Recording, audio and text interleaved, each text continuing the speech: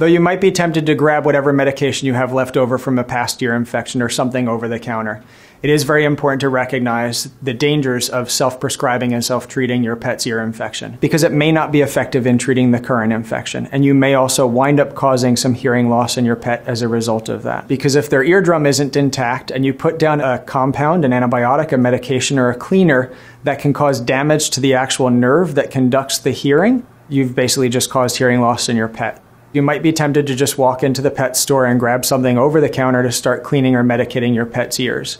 And while that might seem like an attractive option because you're going to save the cost of an exam and diagnostics at your veterinarian, it's not uncommon for that to wind up costing people more money in the long run, as well as prolonging pain and suffering and infection for their pets. So it really is very important that at the first sign of an ear infection, you work with your veterinarian to start diagnosing that and treating that appropriately. Once your pet's ear infection has been diagnosed and you've been doing the treatment as prescribed, it is very important to recognize that the job isn't done. Your veterinarian will most likely have recommended that you come back a certain period of time after initial diagnosis, often somewhere between a week and 2 weeks, to have a recheck on the cytology and make sure that the infection has indeed been eradicated. Even if the signs that brought you to the veterinarian in the first place, such as the ear scratching or the head shaking, have resolved with the treatment, it is very important to recognize that a deeper infection may still be present. It's very important to do the follow-up that your veterinarian recommended so that you can make sure that it is indeed gone and not lead to chronic complications in the long run.